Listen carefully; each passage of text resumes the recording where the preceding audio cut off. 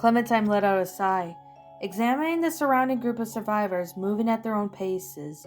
They were all crowded in the pharmacy strip mall, the front broken glass boarded up to protect the walkers from hungrily walking outside.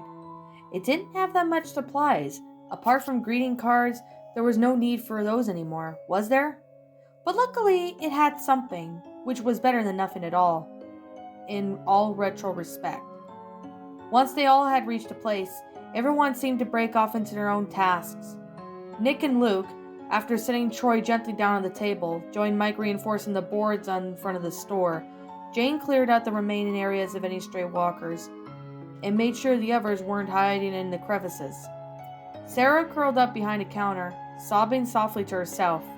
Rebecca sat down to join with Kenny and rested, and while Sarita was currently measuring the damage done on Troy, Clementine wasn't so sure who she wanted to join. But right now she figured the injured man was her responsibility.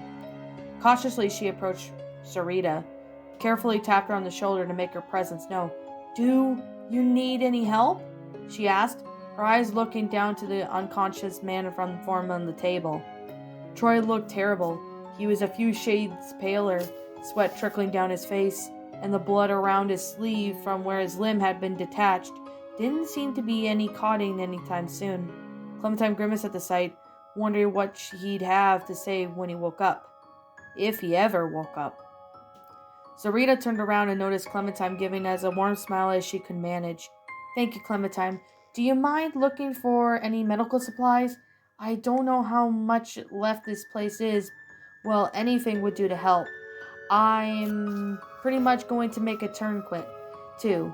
If you could find a belt or something similar, we can slow down the bleeding." Clementine nodded. "All right, I'll look around." She paused before leaving, biting her lip. "Do you think he'll make it?" She was hesitant to ask, knowing that sometimes people did not make it in some sorts of situations, but she couldn't help but be curious. Curious that is, her split-second decision happened for nothing or not. With a shake of her head, the woman responded, "I'm not sure yet. I'm going to do all I can. In the meantime, do you mind checking on Kenny for a minute, please?" "Of course. Anytime was a good time to talk to Kenny, after all." Clementine smiled when she turned around to find the one-eyed man. She hadn't got to talk much about him, about what happened with Carver. And now that as good as any time to discuss things, she supposed. Unfortunately, she realized that it would have to wait. She had to take care of Troy first, and what Sarita had asked for. She gave a nod to Kenny, as if to say, "We'll talk later." And once the man gave a warm smile in return, she glanced over at the layout of the pharmacy. The place was divided in aisles, varying items of products in each one, just like any other pharmacy. There were also in the counters, which items below were mostly rotting candy though, but in the back was actual pharmaceutical section, where prescription drugs used to be sold. Clementine remembered going to a pharmacy like this when she was really little. Around 4 years old, she guessed. She had gone in with her mother and father when he had gotten a sinus infection which required an antibiotic. Mom had gotten her McDonald's on the way back home, which contained a Happy Meal toy, which was some doll that was from a popular girly franchise at the time. Those memories seemed to crisp in her mind, but failed to actually pop up a list prompted to the image that something she had seen or touched, which is somewhere she had been in the past, like how the garage-like door to Carver's camp yard reminded her of the jewelry store that Lee died in. It was also strange of how memories from before the apocalypse were strung so closely to the ones from after her mind. Maybe it was because she was young, but Clementine remembered back in the day Duck died as early as her 5th birthday. She did on her 5th birthday party. The meat locker incident with Larry was just a vivid fresh of memory, at least at her first day of school. She didn't even know why she dwelled on so much in the past. Lee told her to keep moving. Yet that she was strong and was smarter than any walker. She was, of course, and she knew that, but it didn't make her any less scared of what was happening. Her heart longed for days where she felt safe with Lee. Shaking her head, she had to remind herself that he was no longer in her life, and she would never go back to the motor inn or revive those that she had lost. It just didn't work like that, and it never did and it never will. This was her life now, surviving together with these people and fighting undead just walk the streets. She just have to get used to this. Hey, Clem, you there? A familiar Southern accent voice appeared from behind her. Shit! How long has she been staring off into space? Thinking about that stuff didn't matter now. She blinked a few times and looked up to see Luke's friendly face, smiling down at her. Clementine wielded herself to smile back, but as weaker than she had ever liked. So much had happened in the past few hours, and it was difficult to be strong. Even now. Yeah, sorry, she apologized, giving him a nod. I just spaced out, I guess. Hey, no problem, Clem. How you holding up anyway? You're all right? Luke then bent down to meet her gaze, a brow quirked at her question. She regarded him as an older brother-like figure, much to like Ben had once been. Although Luke seemed more adapted to the world, admittedly. I'm okay, she replied, her smile warming up to be more genuine and less forced. She seemed to notice, for his own eyes became gentler. Standing back up, she continued, Well, good, that's what I like to hear. If you need anything, though, don't hesitate to ask, okay? Clementine nodded again. Sarita asked me to find some medical supplies for Troy. Want to help me? She asked, her gaze drifting into the front of the store. The shards of the glass from the window had been removed. Another thick layer of wood had been boarded in its place. It looks like you're done with that, she added quickly. Not surprising, Luke pretty much nodded. Sure, we could check in the back, where Jane's patrolling. Let's head on back then. Clementine figured that he'd be willing to help, even considering the bad mood he had with Troy, and he was that kind of guy, like Lee had been. Two of them made their way back towards the stores, stepping over the debris that crumbled from the ceiling aisles. Jane just was bent down in the back of the store, tearing through a few boxes and stuffed things into her pocket. What are you doing? Luke asked, prompting her to turn around, as she thought she was caught in some act. But once she noticed Luke, her frown curled into a challenging smirk, clearly showing she didn't seem as a threat. What do you think I am doing? I'm looking for stuff, she replied curtly, rolling her eyes. What kind of stuff? Luke shot back, crossing his arms. Jane stood back up, snapping. Whatever I could find, genius. Why, you're looking for something in particular? Clementine nodded. Sarita asked for medical supplies for Troy. Anything you can find would probably be helpful. The woman scoffed, cocking her head a bit to the side. Troy, huh? Still don't get why you saved him in the first place, kid. When I saw him standing there with this stumpy arm, I had left a mind to shoot the guy as well, off. He's a regular piece of shit, and nothing redeemable in him. Luke narrowed his eyes. Well, that may be, but I trust Clem's decision. I'm glad you helped us get out of Carver's camp, but I appreciate it if you respected Clementine's as well. It seemed to Clementine that in more adults that were treating her like one of them, and was not some little kid. There was a world of a difference between herself and Sarah. That was much obvious, and it made her a little pleased and respect of mature, though she wasn't quite there where she wanted to be in her terms in the group. She couldn't help but be proud of her accomplishments. She was still young, and she knew that having adults to trust her seemed sensible, said a lot about her. Once more she had thought about how much she owed Lee for teaching her to be strong and mature.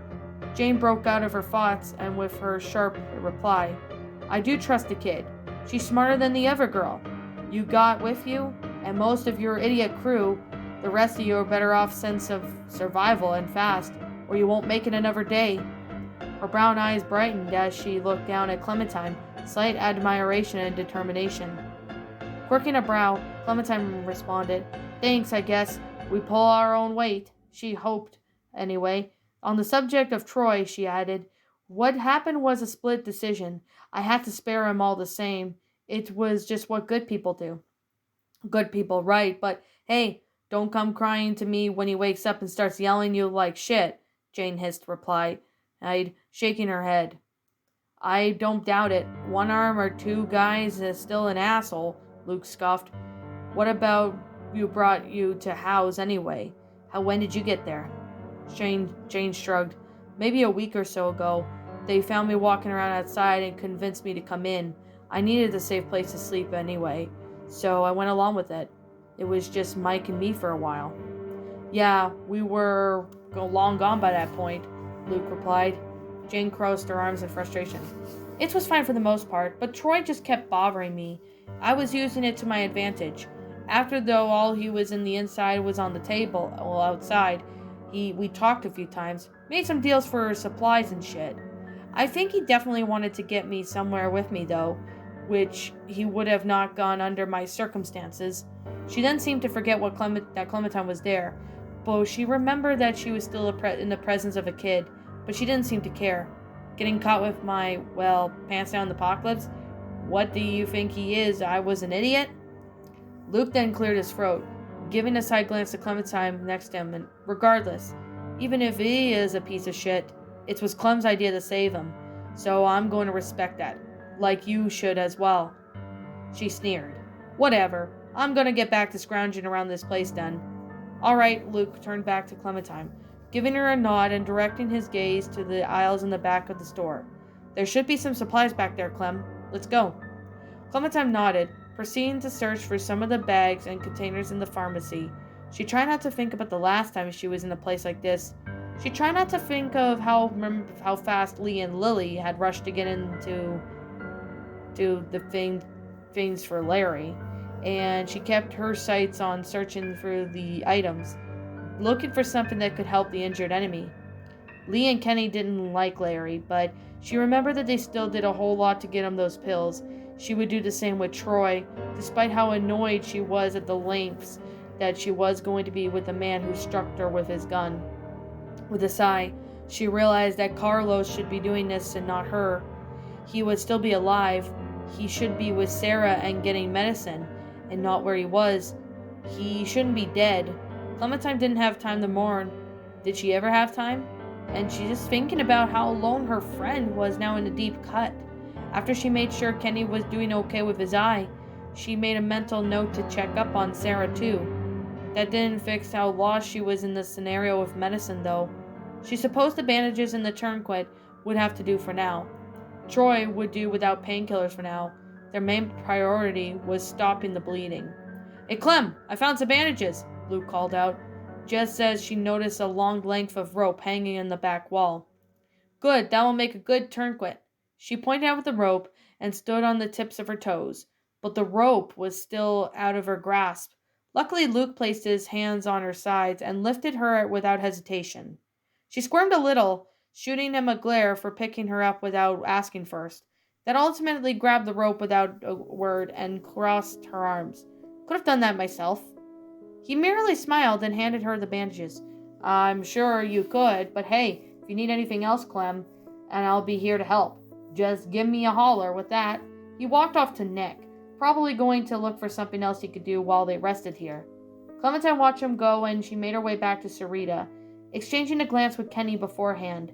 The man was leaning on the counter with his arms crossed, mostly at the edge because the group was at standstill for a moment, until they figured out the condition of their new charge, but they couldn't do that much at all. Sarita, I brought some bandages and a rope. Do you think it will work as a tourniquet? The woman then turned her head and took the things off Clementine. Yes, that should work just fine, but could you help me, please? I just need you for a few minutes. Without hesitation, the girl nodded. Sure, what do you want me to do? Can you hold him in place as I set the tourniquet?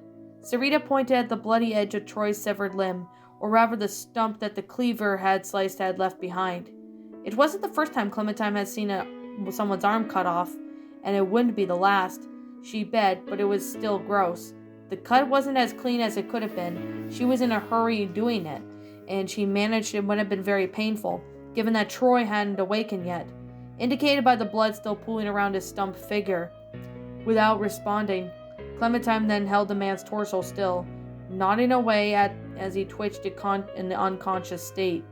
When Cerrito wound the rope around with his arm stump, he only got worse. His teeth ground together and his head moved from side to side, finding the urge to yell out in pain. His whole body was squirming. He had been conscious, but she was for sure that he could easily overpower her. Good thing he wasn't, though. He probably would have been even more in agony. Clementine may not like him, but she wouldn't wish any sort of that kind of pain on anyone. Almost, Sarita murmured Clementine took a peek of what exactly she was doing, and it didn't look fun, that was for sure. And she was glad that her job only held Troy down. Sarita was tying the rope against what was left of his arm, and the blood seeping through her fingers were staining her jacket. She kept at it, however, made sure to knot it in multiple places so it would stay. It sure seemed sturdier than Lee's had been, that's for sure. Kenny's voice was sounding next right from beside her. Serena, hun, you doing okay over there? Don't waste too much energy trying to save that asshole. The reason why both of them were working hard to save Troy wasn't something Kenny couldn't easily understand. Clementine was for sure. It didn't make sense much to her either, but she wasn't very vocal as Kenny was. Kenny, please, I'm fine, and you know I can't turn my back on someone who needs help. Have you forgotten when I found you? Sarita asked in response, pausing to look over at him expectantly.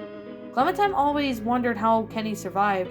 Krista had told her that he was lost in the alleyway, trying to save his last bullet for Ben's skewered body.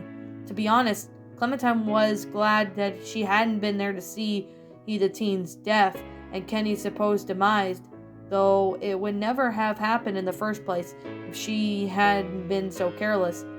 To this day, she still blames herself a lot. Lee's bite, Ben's death, Kenny's disappearance, so many events that could have been prevented if she just stayed put. At least Kenny survived, though. It was her fault that he had lost his eye. Clementine sighed and noticed Sarita had finally stopped making knots in the rope and lifted her hands away from Troy. He's stable for now, I think, she declared. She didn't seem to completely confined, but with the passionate woman's helpfulness, it was all the group had for now. And what their doctor did? Thank you, Clementine. The girl nodded in response and let go of Troy, noting how he wouldn't put up a fight. After raising a quizzical eyebrow at him, she turned away, eager to speak with Kenny now.